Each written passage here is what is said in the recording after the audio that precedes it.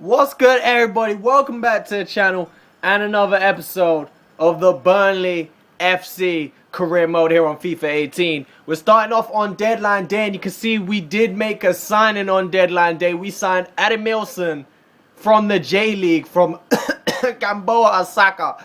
I believe it's from Gamboa Osaka that he signed from, for just under 10 million. We got another strike. Obviously, Lisandro Lopez had left us this season, and we need to replace the goals he scored just in one half of the season last year. We need to replace them.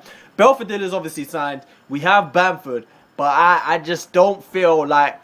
we need a backup. We need more options just in case a couple of them...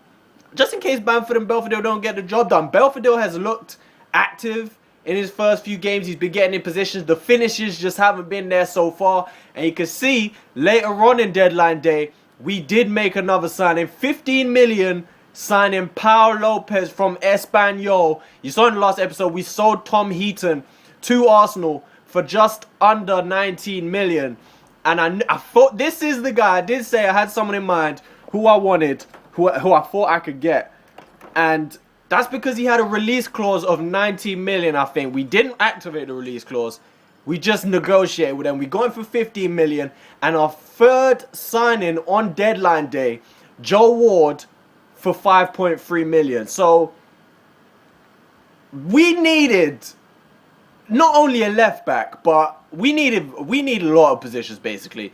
And I did mention in season 1 that I am a fan of Joe Ward, and I mean, for the money that we paid for him, I feel like that's a really good signing. We also secured the signing of Brendan Galloway. He was on loan. I went in for Galloway as a backup option almost in case we couldn't get Ward, but I mean, it went through after I signed Ward anyway. I didn't really have to confirm it. It just happened. But there you go. A lot of signings made for us this transfer window, and you saw them all right there. I want to know how you guys would rate my window this year. I mean, we sold a few players, we brought in a few, but I feel like we have strengthened. I don't know if we have enough depth, as I did mention we need. But like I was saying with Joe Ward, I feel like he kind of covers depth because he could play right back, he could play left back.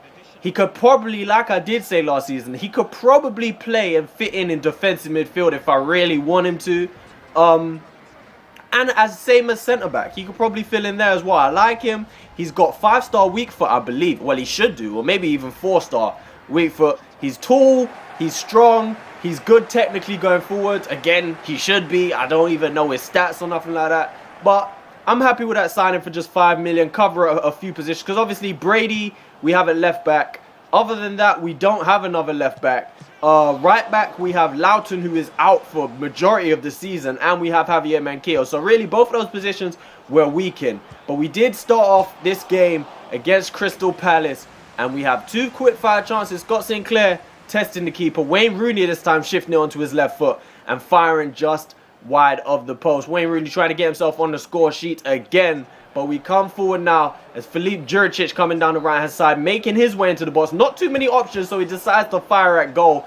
Juricic, I've enjoyed using Juricic so far. I'm happy with his sign. He feels good on the ball. Here's Belfodil holding it up. He eventually finds Rooney. And after putting pressure on Crystal Palace for the opening of the game, we finally do get the ball into the back of the net. I need to chill out with the goddamn... I need to slow down, because this is going to be a lot. We have 4 games in this episode. Obviously, we had the transfer deadline day and stuff. This is going to be a long episode. It's probably one of the longest career mode episodes I've ever recorded. It's like 20 minutes long. But we did open the scoring, and Belfodil, like I said, finishing has been a little bit iffy so far. But one thing that he's definitely been doing well is holding the ball up. Obviously, he's a taller striker. He's about 6 foot. He's about 6 foot plus, and that right there, creating that goal 4-4. You see, we go 2-0 up, and 2 assists from Belfodil. He definitely is in that Giroud striker mode as we end up celebrating it. Look, the whole team, everybody's getting booked for that. Everybody is getting that yellow card. But you see what I mean by Giroud? Just that little tap around the corner from Belfodil. He's obviously, like I said, a taller striker. He's about 6'2", 6'3". So he's going to be helpful in that situation. And that's one thing that he's definitely been doing well, if nothing else. He's definitely been holding the ball up and link play. And if he doesn't score as many goals as I hoped, as long as he keeps doing that and bringing people in, we're happy with that. You see Crystal Palace getting a chance, and Pau Lopez on his debut, making a really good save to deny Palace. And this time it's Williams striving towards the box, and he fires his shot just over the box as well. But 90 minutes on the clock, ball up into the air, eventually comes to Kakai, and Ben Mee, who going back to his central defensive position. Obviously we had to play him out of position for a while, as we had the injury to Robbie Brady, and like I said, we don't have a backup left back. Well, we didn't at the time. But 90 minutes on the clock, and Crystal Palace get themselves a penalty. Can we keep a clean sheet in the first game of the season? Oh, I said first game of the season. Can Paul Lopez keep a clean sheet in his first game for the team is what I meant to say. He dived the right way, but he wasn't able to get his hand on the penalty. But we got into training. Again, O'Neal and Pozo continue the training. We don't really have... I mean, I like obviously having a lot of young high potential players, but when you have less, when you don't have as many, it kind of gives you an opportunity to focus your training more, if you know what I mean. Like, we could focus on certain players a lot more throughout the whole, because when you got too many, someone's not getting trained, you know what I'm saying? But the way it's going now, we're all good with it. Up in the next game now against Liverpool, who obviously last time we played them, we know what happened. FA Cup semi-final, we was able to pick up the win and go into the final. And again, we know what happened there. We won the FA Cup, which is why I need to show you guys my calendar as well, actually. I don't know if I showed you the calendar in this episode, but boy, the amount of fixtures we have coming up is crazy. It's insane. But again, Belfodil playing it into Juricic, who's getting forward again. And he's kind of playing as like an inside forward. I haven't set any of his tactics to anything different like that. But he does come inside a lot more. But again, I really enjoy playing with him. No goals for him yet. But I think it's only a matter of time before he finds the back of the net, because he is active, and I do like it. But again, we're coming forward. Us on the attack this time. Jordy Classy and Defoe playing the ball back and forth. Defoe finally finds Wayne Rooney, who tries to bend it into that far post. Obviously, former Man United player. He would love to score another against Liverpool, but just not enough bend on it. Wayne Rooney's another one. I mean, I was signing Wayne Rooney, but he's a lot better than I thought he was going to be. Coutinho, though, shows Rooney how it's done. Damn, baby, raw. I think I sat there in silence for just like the whole replay, just thinking, what can I do? What can I do there? Like, that pass was obviously poor. We should have just got rid of it. But man, he just punished us. He really did just punish us. It's them sliders though. Coutinho, it's a beautiful goal. There's not really, I mean, bruh, I mean, maybe I should have closed him down quicker, but I was watching for the pass and he absolutely punished me. I should have known. Coutinho cutting in on his right foot. Now we're trying to get ourselves back into the game just before halftime. I think that was Wayne Rooney again getting another shot off. Wayne Rooney probably got the most shots for this team this season. Juricic again getting in behind. He's going to pull it back to Defoe. And Defoe fires straight into the keeper's hands. 74 minutes. Most of the play is Burnley right now. Sinclair getting into the box. He pulls it back. Pozuelo shoots. And Milner gets it behind for a corner. But you see right here, it hit his hand, referee. It hit his hand. It was going in.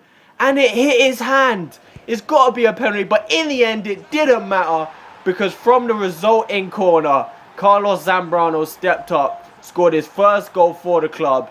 Brilliant delivery from Robbie Brady. Nothing new there. Zambrano got free of his defender. I was going to say unmarked, but I mean, he wasn't. He ended up being unmarked, but that's just because he done well to get away from his man. And heads into the back of the net. And like I said, Carlos Zambrano's first goal for the club since signing in January last season. Liverpool come forward again, though, and it's just this man again. It's this man. Is he trying to become my nemesis? Because we already found a nemesis for the channel on the Evil Within 2. We have a channel nemesis. Is Coutinho trying to become the next? 2 brilliant goals from Coutinho.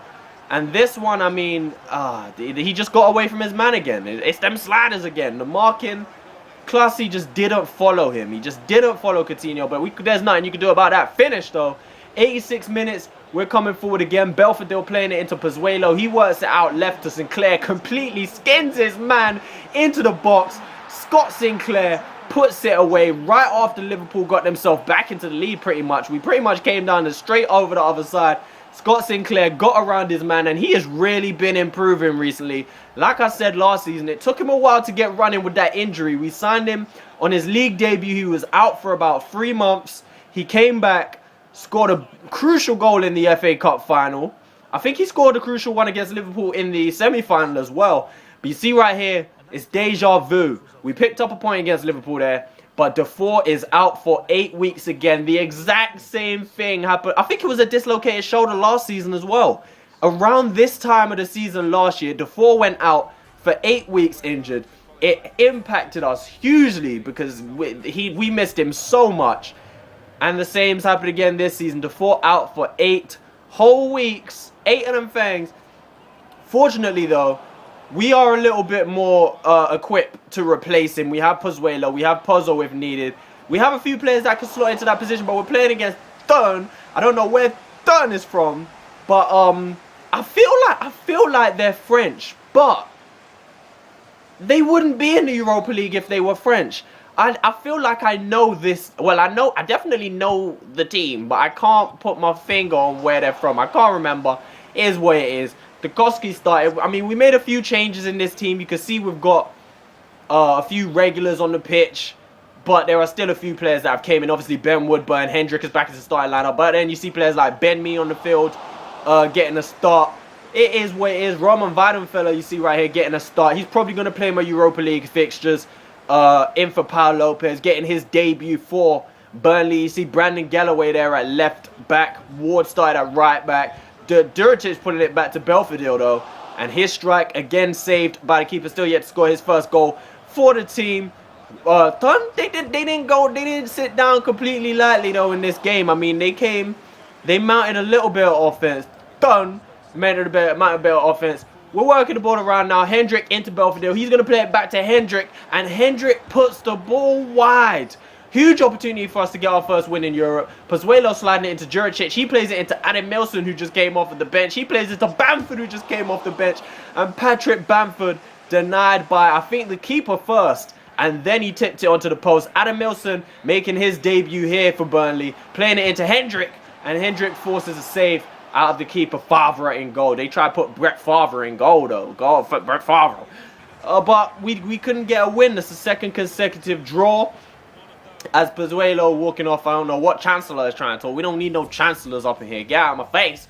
Jeff Hendrick getting a man of the match. Two brilliant, well, I would say two brilliant. One brilliant chance for Hendrick in that game and couldn't put it to the back of the net, but still managed to walk out with the man of the match award. And now we get into this game here against Stoke City. This is the lineup. Paul Lopez in goal. Manquillo, Zambrano, me, and Brady. Probably going to be the regular back four this season as Zambrano's really cemented his position. Classy, Rooney, and Pozuelo in for the injured Defoe, of course. Juricic, Belfodil, and Sinclair lead the line. You see the bench right there. Players like Adam Milson, Gay, Hendrick on the bench. Stoke City's lineup. Butland, Johnson, Muniesa, Vimmer, Martins, Indy, Allen, Cameron. Who else? Shaqiri, Jiv, Pedro, all starting for Stoke City right here. And I mean, it's a Stoke lineup. I mean, nothing special about it. But you see right here, Juricic's taking a shot from range, and Belfodil, you see, gonna start to play. Ashraf Belfodil is down injured. Just our luck, and you're gonna see Belfodil did have to come off in this match. He's holding his knee. He's holding his knee. So we'll have to see. It was an awkward landing. Your boy did get absolutely dominated right there. He did get dominated. I think it's Jeff Cameron who... or maybe it's Vimmer. I don't know. But Adam Milson did come off the bench for his home debut and his Premier League debut. And he did get involved straight away as Juricic slides him in down line. Different strikers to Belfodil. A lot more pacey. Gets into the box and forces a save from Butland. So both strikers so far showing that they're able to get chances, but both of their finishing not great. Hopefully Adam Milson's finishing does get better though, and he's able to score a few goals. Same with Belfodil. Pedro, obviously we saw in the last episode, signing for Stoke, creating a chance for Mame Baram Juve. Save from Paul Lopez as he looks to get his first clean sheet for the club. Wayne Rooney stepped up with a free kick and it was just wide of the post. It was a decent effort though from Wayne Rooney. I've been calling him Dwayne Rooney. When I talked to my boy Wolf, we've been calling him Dwayne Rooney because he ain't the same guy he used to be, but he's still Rooney. So we're calling him Dwayne Rooney. But Pozuelo slides into Ad Milson again, looking sharp, looking active. Only 33 minutes in. Obviously Belfodil went down earlier in the game, I mean, it was quite a big hit, but Juricic this time sliding it into Pozuelo. Pozuelo slides it across to Scott Sinclair, and Scott Sinclair again finding the back of the net for his second consecutive Premier League game. 36 minutes, I tried to run over to my bench, but it just don't work for me in this game. They don't let it happen for me. They always cut off before I get there, but they always let the CPU do it though when they score a 90th minute equal. I say always let them run. They always let them run to their bench or the manager.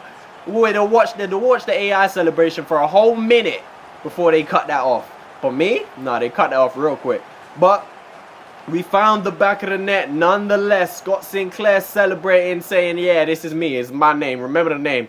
Javier Manquillo stole the ball off of them, though. Plays a beautiful ball all the way over to that left-hand side. Scott Sinclair involved again. He dinks it back, and let's just say we might be able to call this guy Wayne still. Because Wayne Rooney steps up with an absolute banger.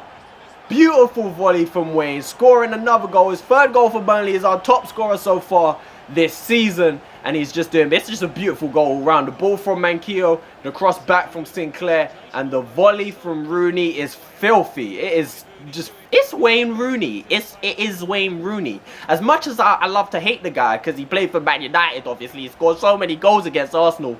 He is a baller. Well, he was. I mean, like I say, he ain't the same player he used to be, but he was an absolute baller. One of the world's best, maybe possibly even Man United's best player of all time. Well, I mean, I almost forgot Ronaldo played for them. But considering Ronaldo didn't play for them as long as Wayne Rooney did, I mean, it's debatable. But we are 2-0 up right now against Stoke. They do try and get back into the game, and Mame Biram Diouf pulls them back in as he heads into the back of the net off of the deflection. Paul Lopez made a good save to begin with, and then I had to skip that celebration. Don't do that. Don't do that on my channel. Don't do that. It's not even that it's disrespect. It's just don't do that. What is that? Come on, man, get out of here. But I'm a little bit disappointed with that goal conceded. I feel like Ben Mee should have been a little bit stronger in winning that header. But again, Adam Milson getting involved in the play. Good Cruyff turn. He finds Wayne Rooney, who again could have scored his 4th goal for the team. Gay this time, on off the bench as you would have just seen. He's going to play it out right hand side to Adam Milson, who strikes, saved by Butland. Scott Sinclair keeps the play alive, tries to cross it back in. Fortunately comes back to him. He pulls it back to Gay, denied by Butland. And on the replay, Dana Gay finds the back of the net and he scores his first goal for Burnley in this series. Just like Zambrano scored his first goal for the team in this episode, Gay scores his first goal of the series after he was on loan for the first half of Season 1. Only made a handful of appearances in Season 2. Like I said at the season roundup last year, I want to get this guy involved a little bit more. And we've been training him, so yeah, I want to get him a lot more fixtures for us this season. Came off the bench, made an impact, killed the game off. And we take all 3 points at Turf Moor. And we've started the season a little bit better. Despite, I mean, it's opposite. Last season we won our first game and then we went downhill. This season we've lost our first game and we're kind of going uphill. So hopefully we just keep going uphill. I decided to train Adam Milson because surprisingly he had the promising player symbol next to his name in the training. And you can see right here, Belfodil is out for 3 months with a broken ankle. Just my luck. So now we have the 4 and Belfodil and Matthew Loughton out for long-term injuries. But like I said, Adam Milson, I want to train Adam Milson up as much as possible until that sign goes. I did not expect him to have the promising player sign. So, I mean, while he's probably going to be starting, it's going to be between him and Bamford to lead the line while Belfodil is out.